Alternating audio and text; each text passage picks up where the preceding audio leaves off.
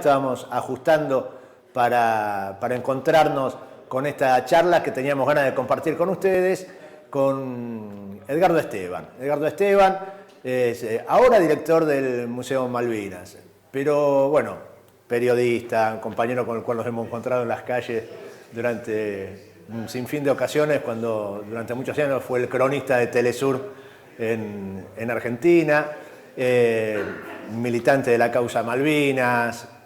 Vos sos un año más grande que yo, porque vos sos combatiente de verdad. Yo era territorial clase 63 y tuve la fortuna de no ir a las islas, pues, fortuitamente, a partir de una rotura de meniscos el día 4 de abril. Increíble, pero bueno, esas cosas que pasaban.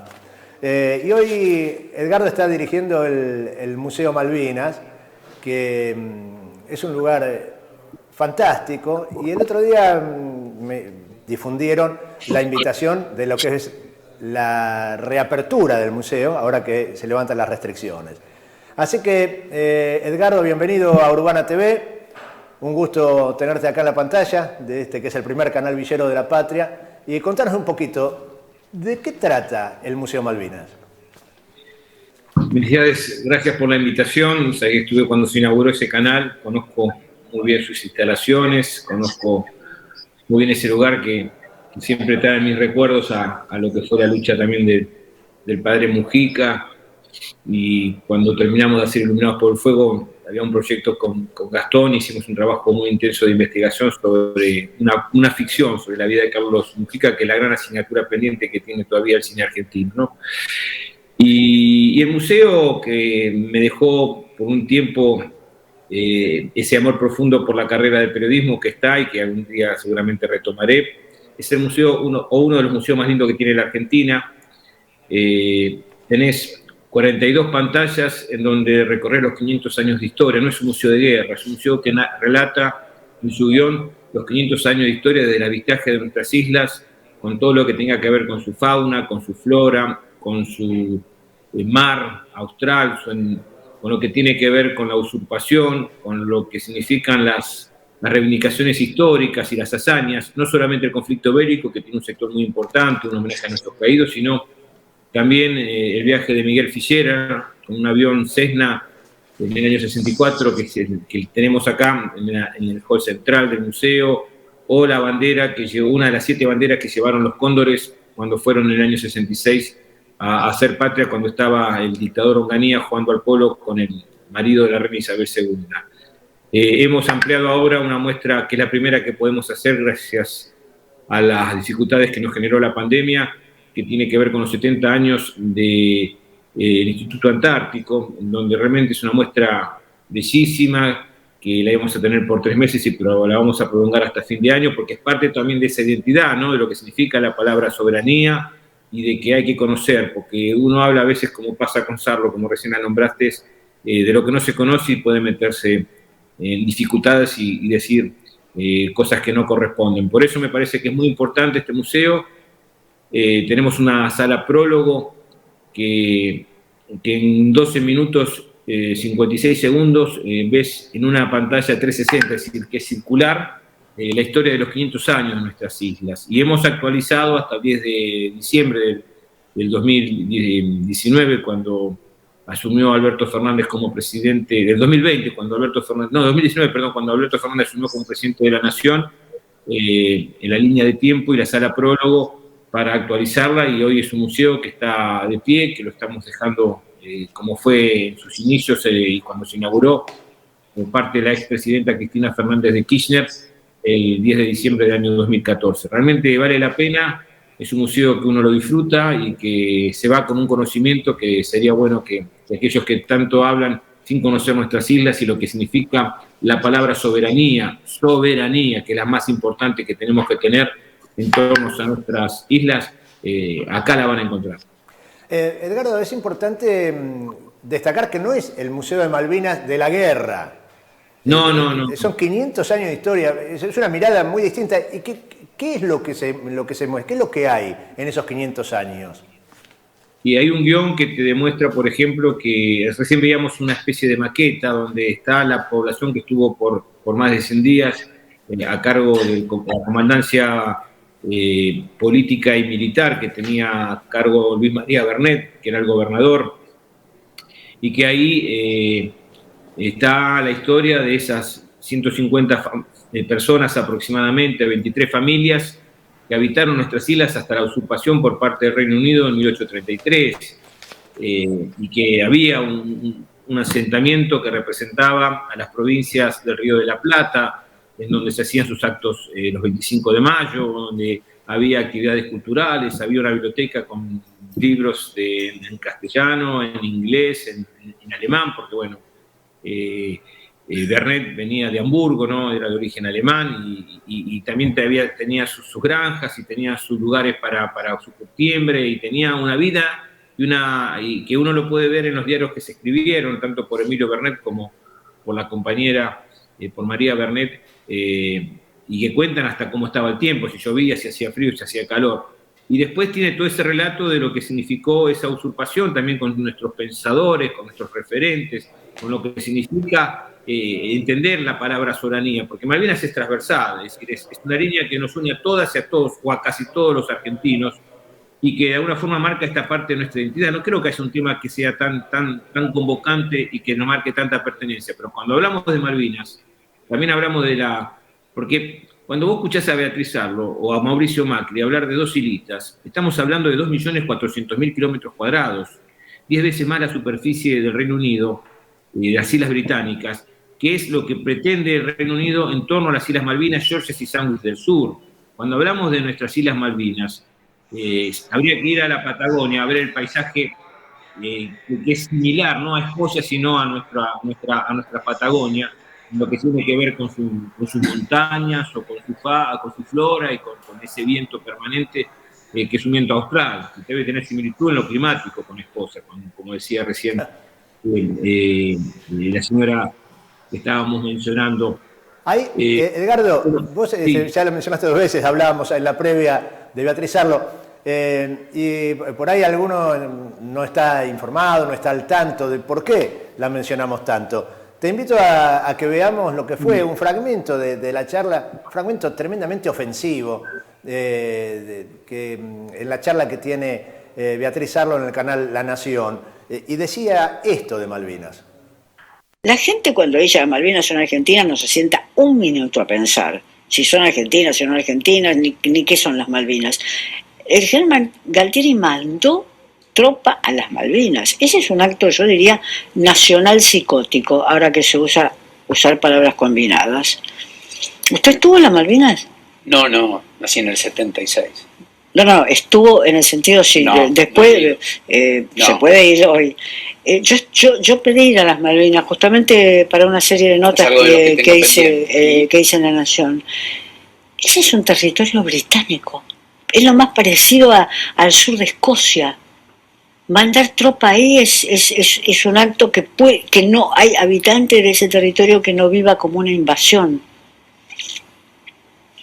reivindicando tierras que aparentemente fueron de la Argentina en la tercera década del 30 del siglo XIX, es decir, cuando la Argentina todavía no se llamaba Argentina, cuando todavía no estaba unificada como país, cuando todavía no tenía constitución.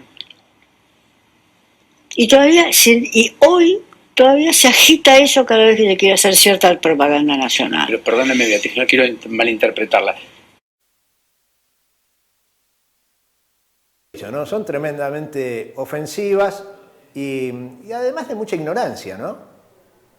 Sí, y de desconocimiento, ¿no? Porque te decía, 2.400.000 kilómetros cuadrados de superficie. Está la base más importante del hemisferio sur de un aliado de la OTAN, nuestras islas, que controla no solamente los pasajes Atlántico y Pacífico.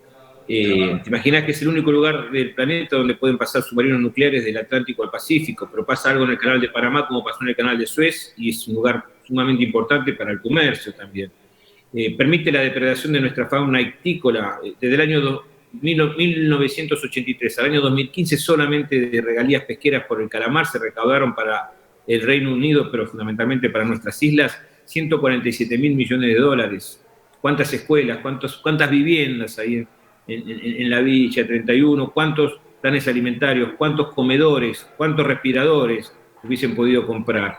Y vos fijate que el objetivo que tiene el Reino Unido, que está construyendo un puerto de aguas profundas en nuestras islas, que está invirtiendo $85 millones, es para la conquista de la Antártida. Ellos sueñan con la reserva de alimentos, de petróleo, pero fundamentalmente de agua potable, que es la mayor reserva de agua potable del planeta, y están trabajando para ese objetivo que es parte también de nuestro territorio.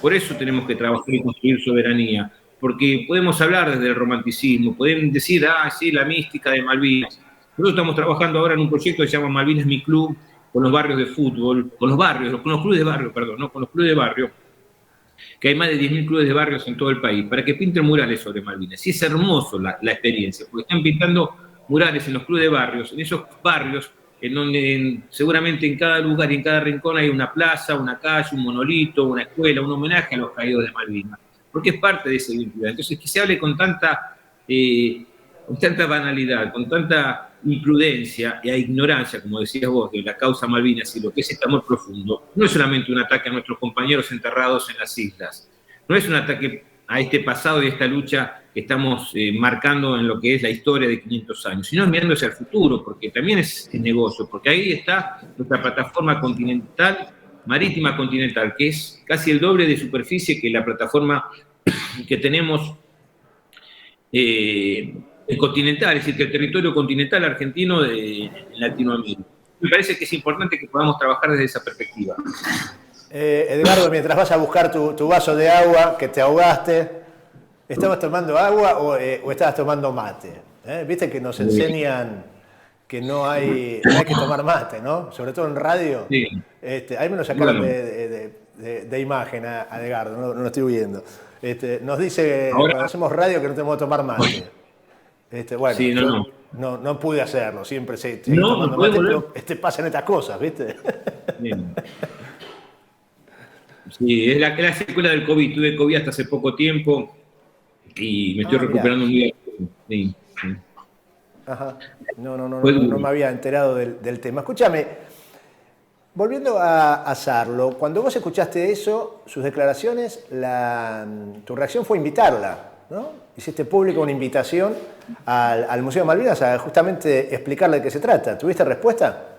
Mira, el Museo de Malvinas, cuando a mí me convocó, es un punto de encuentro y un punto de referencia. Acá hay un guión que se hizo cuando se inauguró, que se mantiene y que se rescató después de los 4 años del macrismo, que sacó, por ejemplo, en la línea de tiempo que está a la entrada, las invasiones inglesas, todavía no sé por qué, la vuelta de obligado y la resolución 2065, lo más importante que tiene Argentina para llamar a negociar y al diálogo desde Naciones Unidas, el gobierno de Macri en el guión que estaba acá se sacó. No había banderas, había una bandera que tenía 40 centímetros menos y el sol se estaba como cayendo. Entonces tuvimos que trabajar en una reconstrucción que gracias a los trabajadores y a las trabajadoras del museo se logró y hoy está de pie este museo. Pero me parece que es importante para que entienda, porque como bien decías, no es un museo de guerra, pero tiene el relato de todo lo que significa Malvinas y de este amor profundo que tenemos por la causa Malvinas. Entonces va a poder ver por qué las Malvinas son argentinas y no se hable desde esa ignorancia, porque es un relato que no es menor, porque ya es la tercera vez en 20 días que se escucha por parte de la oposición, y está esta teoría del péndulo, ¿no? Cuando hay un gobierno neoliberal, como fue el de Menem, hablamos de las relaciones carnales, te mandamos muñequitos o ositos Winnie Pooh a los isleños, queremos estar con la reina, queremos ir a celebrar la fiesta de Winnie Pooh o de Halloween con el embajador del Reino Unido acá en Buenos Aires, que es un hombre muy, muy político y muy hábil. Y cuando hay un gobierno nacional y popular, es decir, el eje fundamental es que Malvinas no es una cuestión de un gobierno, es una cuestión de Estado. Y como cuestión de Estado tenemos que trabajar en ese respaldo a nivel de fuerzas políticas y de unidad. Y entender que con eso no se jode y que tenemos que trabajar en lo que es la identidad y la pertenencia. Entonces, como te decía antes, primero está la soberanía. Como hizo Néstor Kirchner cuando asumió como presidente, que uno de los primeros viajes que hizo fuera del país fue a Londres, porque había una cumbre de la Internacional Socialista. Y lo único que le pedían, por favor, todos los integrantes de la delegación y de la diplomacia argentina, es que no hablara de soberanía porque se le había acordado que era un saludo protocolar. Y Néstor, cuando se fue a sacar la foto con Tony Blair, lo primero que hizo fue darle la mano y lo segundo, y ¿cuándo hablamos de la soberanía de las Islas Malvinas? Claro. Y eso hay que hacer, sentarse a hablar de soberanía. Lo demás no importa, porque lo importante acá es recuperar nuestras islas, porque es una colonia británica que está ahí, que es parte de nuestro territorio y que tenemos que defender a través de lo que es el trabajo de la ciencia, a través de lo que es el trabajo del conocimiento, y que tenemos que darlo acá desde los museos, o como va a ser en pocos días más en Tecnópolis, que también va a tener mucha presencia Malvinas, porque el año que viene se cumplen 40 años del conflicto bélico, y va a ser un año muy malvinero, y tenemos que entender que más allá de las diferencias, la causa Malvinas tiene que enriquecernos como un punto de encuentro, y tenemos que trabajar unidos para tratar de entender que hay que luchar por la soberanía y recuperar nuestras islas, y que no es una utopía, que es una realidad que tenemos que trabajar y buscar el respaldo internacional. Edgardo, en tu relato inicial mencionaste al pasar entre las piezas que se encuentran en el museo una bandera que se enarboló cuando se realizó en la década del 60 ese intento de llegar a hacer pie nuevamente en nuestra tierra, ahí en Malvinas. Contá un poquito la historia esa, brevemente, para quienes no la conocen, porque es uno de los tantos capítulos de nuestra historia, de la lucha de nuestro pueblo y de los militantes populares, que la historia oficial ha intentado callar. Sí, porque vos fíjate que yo fui prisionero de guerra en un depósito de YPF. Llegué a Malvinas a un aeropuerto que fue construido por la Fuerza Aérea Argentina. Los vuelos en los 70, hasta poco después de la muerte de Perón, eran los vuelos de líneas aéreas del Estado.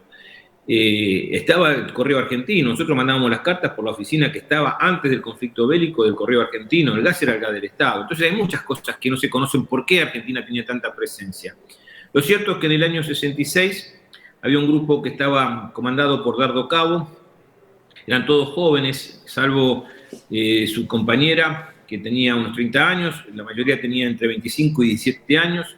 Ya habían planificado secuestrar un avión de Aerolíneas Argentinas para noviembre, pero como había llegado el marido de la reina Isabel y estaba por jugar al polo con el dictador Juan Carlos Onganía, decidieron anticipar ese secuestro del avión de Aerolíneas, en donde estaba viajando también el gobernador de la provincia, bueno, en ese momento todavía de la provincia de Tierra del Fuego, y que tenía jurisdicción sobre nuestras islas. Y lo debían hacia las Islas Malvinas. Nunca reconocieron la autoridad de las islas, solamente ellos estaban bajo las autoridades o el respaldo de las autoridades del avión, y sacaron 7 banderas, de las cuales después pudieron recuperar cuando lo fueron a buscar en un buque, porque después Dardo Cabo estuvo preso casi por traición a la patria en Ushuaia, y esas banderas quedaron guardadas en un lugar en Lezama, en la provincia de Buenos Aires, y se acordó justamente con la compañera, con Cristina Durrié, la repartición de esas banderas cuando se las llevó a Cristina Fernández de Kirchner a la Casa de Gobierno. Entonces, una de las banderas está donde está y se encuentra el cuerpo del expresidente Néstor Carlos Kirchner, otra de las banderas está en Luján, otra en la Catedral de la Virgen de Itatí, una en el Congreso de la Nación, otra en Lezama.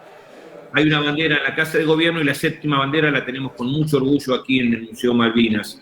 Quien participaba de ese vuelo y quien financió, creo que también el viaje de Miguel Fitzgerald, y que fue después con el propio Miguel Fitzgerald a las islas por tercera vez, fue Héctor Ricardo García, ¿no? Un hombre que marcó mucho el tema de la pertenencia y de la identidad, ¿no? Como hay referentes que tenían muy claro la militancia con relación a la soberanía, y él, más allá de su estrategia de difusión a través de crónica y de la tapa de los diarios, él quería remarcarle la lucha de la soberanía, y bueno, y hoy tenemos con orgullo a la hermana de Dardo Cabo, a Vicky Cabo, trabajando acá, colaborando acá también en el Museo Malvinas.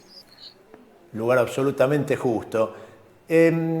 No sé si última, pero penúltima seguro. Estás llevando adelante un reclamo internacional en el plano personal, que es la recuperación de la cédula militar, tu cédula militar, que fue apropiada por el ejército enemigo y hace unos meses fue subastada, ¿no? Sí, lo que te enteraste por internet. Sí, lo que es la historia, ¿no? Porque se dijeron tantas boludeces de mi persona, ¿no? Tantas cosas que todavía, viste, para tratar de decir, en lugar de debatir ideas, tratan de difamar para lastimar, y la historia a veces te termina recompensando, porque Hay 3 capítulos en el libro Iluminados por el Fuego sobre lo que significó esa cédula militar o lo que significó cuando fuimos prisioneros de guerra por parte de los británicos. Primero cuando entregamos el armamento, cuando estuvimos prisioneros en los depósitos de YPF, cuando entregamos los armamentos, cuando fuimos a los campos de prisioneros, después todo el traslado para subir al Canberra. Cuando subo al barco Canberra, aparentemente un oficial británico de apellido Sinclair se queda con mis pertenencias cuando me revisa, entre ellas mi cédula militar y un rollo de fotos. Después de 38 años, en noviembre aparece en un remate de Away, una de las casas de remate más importantes, que puedes hasta comprar un submarino si querés, mi cédula militar en un lote que estaban un rollo de fotos con fotos que creo que pueden ser las mías, con dinero argentino, con una medalla de este soldado Sinclair que ya la había vendido a otra casa de remate a 750 libras esterlinas y se vendió por 1.750 libras esterlinas mi cédula militar. Hay un señor de apellido ficticio que se llama Harry Pitt, que no me la quiere devolver porque dice que acá tenemos documentación y material de soldado británico, cosa que es falso, que es mentiroso. Y hubo una especie de gesto o de querer mediar por parte del embajador británico en Buenos Aires, pero yo me negué, porque es mi documento, es mi cuestión humanitaria, estamos haciendo una denuncia ante la justicia, ahora está interviniendo también el Ministerio de Defensa británico, porque es un delito de lesa humanidad que me ampara la Convención de Ginebra, porque es mi documento y no pienso ni pagar ni busco una mediación del gobierno británico. Es mío y ese señor me lo tiene que devolver. Y cuando me lo devuelva, porque lo voy a pelear hasta que me lo devuelva, lo pienso donar al Museo Malvinas cuando me vaya. De a poco estamos trabajando con la Embajada Argentina en Londres, con Daniel Filmus, pero fundamentalmente con un abogado porque es una cuestión civil, es una cuestión personal. No quiero implicar de lleno al Estado. Es mi derecho, lo voy a tratar de recuperar. Bueno, Edgardo, en el final, contanos entonces cómo es, volvemos al museo, me dan ganas de seguir hablando largas horas con vos. Solo una puntita este diálogo, pero bueno, tenemos que seguir con el noticiero. Contanos el museo entonces, ¿cómo hace la gente para ir a visitarlos? ¿Qué días están funcionando? Sí, sabes que te digo la verdad, para mí es como un logro, porque siempre quise ir y poder charlar ahí en esos estudios. Me parece que es como parte de esta militancia y esta construcción y parte de esta pertenencia, ¿no? Yo soy docente en la Facultad de Periodismo de La Plata, en una carrera que es gestión popular de medios públicos y alternativos, y tenemos que luchar por la construcción de esta transversalidad también de los medios y que cada comunidad tenga su propio medio, y lo que estás haciendo vos es hacer patria también. El museo está abierto de 14 a 18 sábados y domingos por ahora, en agosto, estuvo abierto más extenso en las vacaciones de invierno. En septiembre vamos a ampliar los horarios, estamos haciendo una agenda porque en noviembre vamos a lanzar el rock y Malvinas, y queremos trabajar mucho lo que tiene que ver con el cine, con la literatura, con el teatro y con el deporte para el año 2022, para los 40 años del conflicto bélico de Malvinas. Está esta muestra que es hermosa, que ahí hemos visto algunas imágenes de la Antártida. Vos pensá lo que es hacer soberanía. Hasta el gobierno de Juan Domingo Perón, en 1946, había una sola base de la Antártida científica durante 40 años.